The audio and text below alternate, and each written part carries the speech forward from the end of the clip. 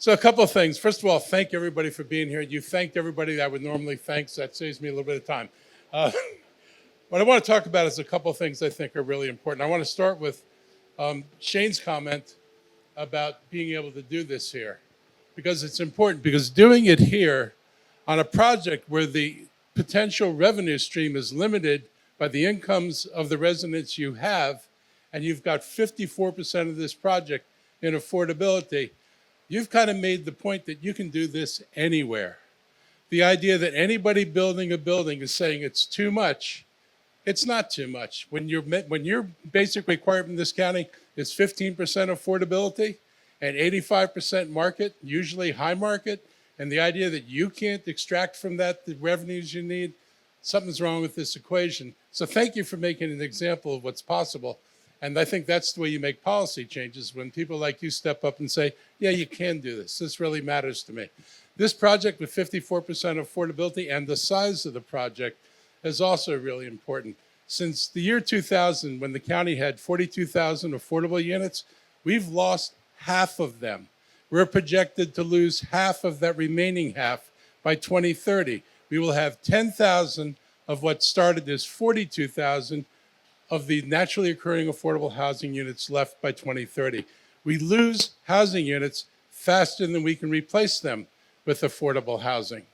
We do not build and did not build between 2000 and 2020, 20,000 or 22,000 units that got lost that were affordable.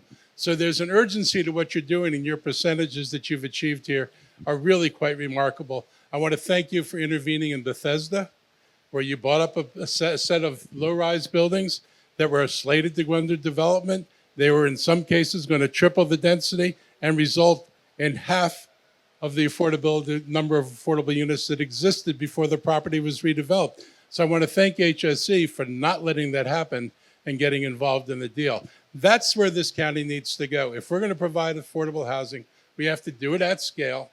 We have to set requirements that actually address the need in the county. 15% as an arbitrary number that's divorced from how many people need affordable housing is a disconnect we cannot afford to continue with.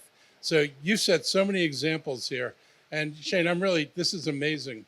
The tech in this building and the fact you could put it in a building like this is truly remarkable. I mean, I hope that you can bring a bunch of your developer partners through here to see what you're able to do. Your common sense approach to how do you deal with this problem is really welcomed. And that's what we need: more commitment, more common sense, more money. The last thing I'll say is the county used the production fund, but we used the HIF fund to put another 16 million into this project so that the affordability went from 30% affordability to 54% affordability. And that's a big lift. So between all these funds together, the county can do remarkable things to provide affordable housing to people. We need to keep doing this. It makes a big difference in the lives of people in this county. I hope you have another interesting project that we can help on, because projects like this are real easy to find a way to yes. Thank you very much.